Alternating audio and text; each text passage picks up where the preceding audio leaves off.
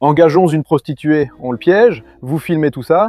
Je m'appelle Rouslan Bolgov, je suis détective privé. J'exerce comme détective privé depuis déjà 12 ans. Avant la sécurité, j'ai travaillé à la police criminelle, au service des homicides, enquêtant sur les meurtres et crimes graves. En fait, j'ai porté l'uniforme de 1999 jusqu'en décembre 2006. J'ai ensuite été directeur adjoint d'un cimetière et j'ai commencé en 2009. Au départ, la détection était un loisir, puis c'est devenu un vrai business. Tout le monde pose la même question. Voilà, détective, on surveille les femmes infidèles, on fouille dans le linge sale. Non, les relations familiales, disons-le, c'est environ 5%. J'ai eu un client, un grand-père, il avait environ 70 ans, et ce type avait une idée fixe. Il a été mon client pendant environ 1 an et demi. Il a soupçonné sa femme, enfin son ex-femme depuis déjà 10 ans, de l'avoir trompé, mais pas d'une simple infidélité, d'une infidélité qui aurait eu lieu en 1986. Il avait des informations du genre un employé de la police, enfin de la milice à l'époque, son âge et dans quelle région il travaillait. Bref, j'ai passé en revue un nombre incroyable de personnes. Je lui ai conseillé, je lui ai dit de passer au détecteur de mensonges. Le plus drôle, c'est que sa femme a passé 2 fois le détecteur de mensonges. La première fois, il a dit que le détecteur de mensonges était incompétent. La deuxième fois, il a dit qu'elle s'était arrangée avec l'examinateur. C'est allé tellement loin dans la paranoïa qu'il m'a dit « S'il vous plaît, venez voir ma femme et mettez-lui la pression. Dites-lui que je sais tout, que son ami l'a dénoncé, qu'elle avoue. Je vais venir et dire quoi? Je dois prendre un fer à souder avec moi ?» Très sérieusement. Et pourquoi pas? Je dis bon, bah, c'est tout, au revoir. On ferme ce sujet parce que c'est même plus drôle. Il y a eu d'autres situations où un homme testait sa fiancée. Nous l'avons vérifié pendant 1 semaine. Le jour de la dernière vérification, quand je dis c'est bon, fermons ce sujet, mais elle est irréprochable avec toi, comme non, allez. D'accord. Et ce jour-là, nous apprenons, nous découvrons qu'elle est allée chez des gars, 5 personnes, disons, originaires du Caucase. Ils étaient 4 ou 5 là-bas, ils l'ont bien testé et sont restés longtemps. Le plus drôle, c'est qu'après avoir eu cette info, il l'a épousée. Il y avait une situation où une amie voulait prouver à son ami que son mari l'a trompée. Proposons d'engager une prostituée, on le piège, vous filmez tout ça. J'ai dit, vous êtes pas bien. Je ne fais pas ce genre de bêtises. Sérieusement, ils veulent vraiment en arriver là pour ouvrir les yeux? Une autre femme m'a appelé, elle dit « Je veux prouver au mari de mon ami que l'enfant n'est pas de lui. » Je dis « Comment ça ?» Eh bien, prenez un cheveu sur l'aire de jeu, arrachez-en un à l'enfant et faites-le analyser. Les gens ont une telle imagination malade qu'ils sont prêts à faire ça. Dans mon activité et celle de mes collègues, la plupart ne gèrent pas les relations familiales comme on le voit habituellement dans les films.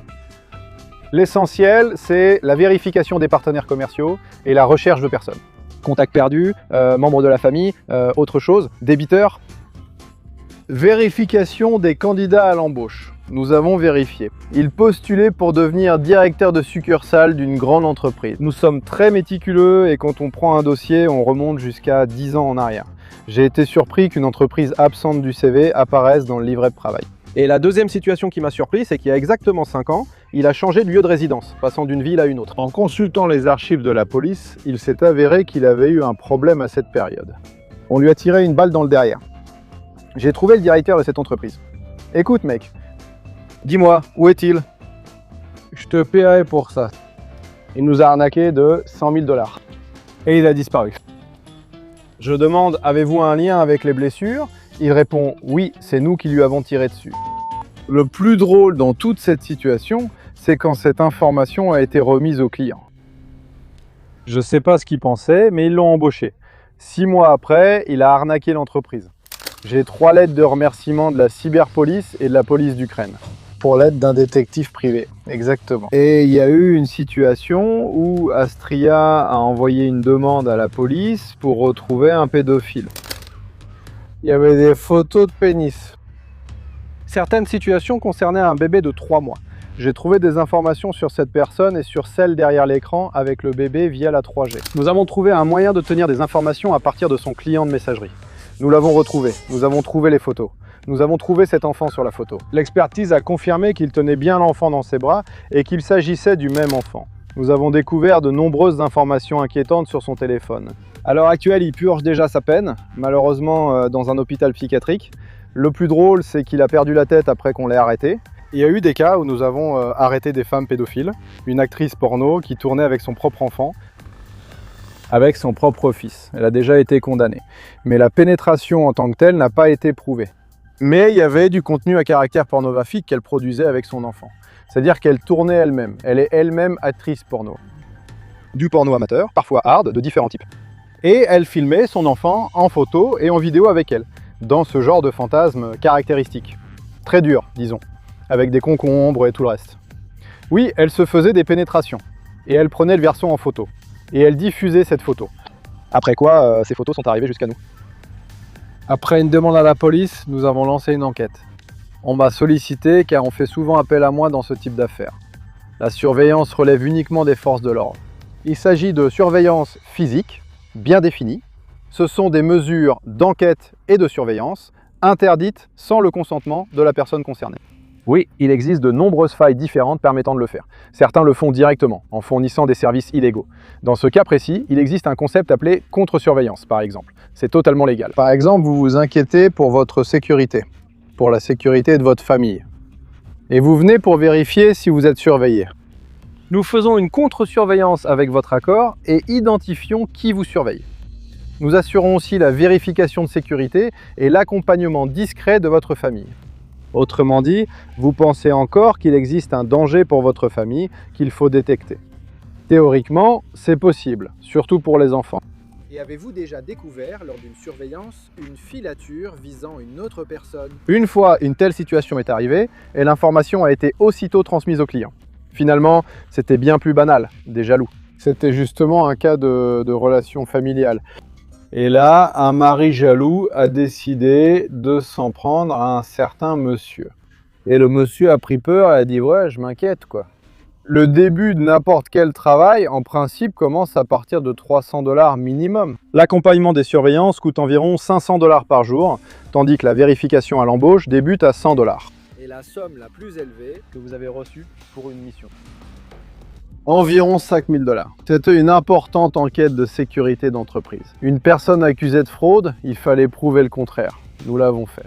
Le travail était important et une prime a été accordée en remerciement. Tout ce qui est illégal est inscrit dans la législation. Dans le code pénal, dans le code administratif, il y a indiqué ce qui est interdit. Tout le reste est autorisé. Et à ce jour, l'absence de loi sur l'activité de détective privé n'interdit en aucun cas de pratiquer cette activité. Il existe le CAVED, le classement des types d'activités économiques en Ukraine. CAVED 80.30, il y est clairement indiqué qu'il s'agit de la conduite d'enquête. Cela implique l'activité des détectives en Ukraine. Oui, je suis entrepreneur. C'est-à-dire un entrepreneur privé, un entrepreneur individuel, qui paie ses impôts officiellement. Tout ce que je raconte est légal et conforme à la loi à l'heure actuelle. Peux-tu expliquer comment ce code est organisé en général? Une femme cherchait sa sœur, âgée de 50 ans. Je l'ai retrouvée en 3 heures. Eh bien, c'est comme ça, selon les circonstances. Prenons un exemple, d'accord? On a le nom de famille, le prénom, le patronyme, la date, le mois, l'année de naissance. Ce sont les informations les plus optimales pour rechercher des informations sur une personne n'importe où sur la planète. Et donc, il faut rassembler tout ça à partir de fragments d'informations. Ce sont des bases de données d'informations. Les principales bases, ce sont les réseaux sociaux. Il y a YouControl, c'est-à-dire le ministère de la Justice. Il existe des bases de données d'enregistrement, des bases pour les adresses de résidence, il y a des informations sur les voitures, il y a des bases de données sur l'immobilier, il y a des informations sur les débiteurs, dettes officielles, registres et procédures judiciaires, responsabilité pénale et administrative. Ce sont des sources ouvertes. Quand le nom de famille est rare, cela devient très simple. Par exemple, si le nom de famille est Zugeshvili Vakhtang, quelque chose comme Kikak Biksovitch, eh bien, c'est imagé, mais il n'y a qu'une seule personne avec ce nom dans toute l'Ukraine, et même partout ailleurs. Donc, il ne sera pas difficile de la trouver. Mais quand il s'agit de noms de famille courants, donc pas rares, quand le nom de famille est répandu, il est beaucoup plus difficile et plus long de chercher. Et la recherche de n'importe quelle personne commence dès le début. Toujours. Plus vite nous informons, plus tôt commencent les recherches et plus grandes sont nos chances de retrouver la personne rapidement. Nous avons diffusé les avis de recherche posé des questions et établi des points de veille où des informations peuvent remonter. Là-bas, la photo, la recherche, l'historique de crédit, les infos professionnelles et les passages de frontières sont enregistrés et vérifiables. Mais ensuite, nous attendons simplement. À ce stade, il y a un homme dont la compagne a enlevé leur enfant commun. La personne est actuellement recherchée par Interpol, elle se cache en Ukraine. Et cela fait déjà 3 mois que nous cherchons cette personne. En ce moment aussi, des points de contrôle ont été mis en place. Une plainte est déposée auprès de la police afin d'obliger son avocat, car il prend contact de temps en temps, à révéler la localisation de la mère et blanc. L'un des travaux les plus difficiles d'ailleurs, c'est la recherche de la personne qui a conduit à la mort de 8 filles. Ukraine, Russie, Biélorussie, c'était encore avant ces malheureux groupes de la mort. Il existe des groupes d'entraide sur Internet qui sont là pour aider. Vous savez, c'est un peu comme bonjour, je m'appelle Sergueï. Bonjour Sergueï. De tels groupes sont apparus sur les réseaux sociaux. À l'époque, c'était sur VKontakte. Et cette personne a commencé à rejoindre ces groupes et à gagner la confiance des filles. Par exemple, une fille dont le mari est décédé. Il gagne sa confiance, utilise la photo d'une jolie femme avec un enfant dans les bras et dit « Moi aussi, mon mari est décédé. Là-bas, là-bas et moi aussi là-bas. » Et puis, moi je suis médecin, tu vois. Et si on mettait fin à nos vies ensemble, en se suicidant? Et il poussait à ça, disons, en incitant, en encourageant dans ce sens. C'est en persuadant de le faire. Au final, 8 filles se sont pendues, une a survécu. Des journalistes sont venus me voir. Nous avons alors contacté la cyberpolice qui a finalement retrouvé le coupable par divers moyens. Nous avons envoyé des messages, créé une page journaliste, créée aussi avec un caractère dépressif. Elle a gagné leur confiance. Et alors, la même incitation a commencé. Ils l'ont finalement retrouvé grâce à des attaques de phishing contre lui.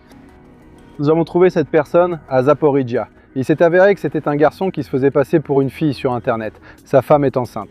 Quel était le problème? Le problème, c'est que la législation ne nous permettait pas de l'arrêter ou de l'inculper de quoi que ce soit. Autrement dit, l'incitation via Internet n'est pas un acte criminel, ce n'est pas puni pénalement. Ensuite, l'article sur le fait de pousser quelqu'un au suicide dans le code pénal ukrainien a été modifié. Et des modifications ont été apportées, notamment l'incitation, y compris via Internet. Donc aujourd'hui, si dans une correspondance on trouve des propos du type « va te pendre » et que la personne passe à l'acte, on peut être emprisonné pour cela. Avant, cela n'existait pas. Il y a des avantages énormes dans le fait d'être son propre patron. Je ne dépends de personne ici, sans supérieur pour m'imposer quoi dire ou faire, contrairement à la police et sa bureaucratie. Je peux refuser tout client. Je fais un travail qui m'intéresse, il y a des inconvénients, surtout quand la frontière est ténue. Beaucoup pensent que les détectives mènent des activités illégales, divulguent ou revendent des informations, espionnent ou font ce genre de choses. Eh ben, c'est comme ça dans n'importe quel secteur en principe, il y aura toujours des envieux. Il y aura toujours des gens à qui quelque chose ne plaît pas. Être détective privé, pour moi, c'est un plaisir. J'éprouve vraiment du plaisir à faire de l'analyse. J'aime beaucoup chercher les informations, surtout quand le puzzle commence à s'assembler. J'aime mon travail, encore une fois, si je ne l'aimais pas, je ne le ferais pas. Le meilleur métier, c'est votre passe-temps pour lequel on vous paie de l'argent.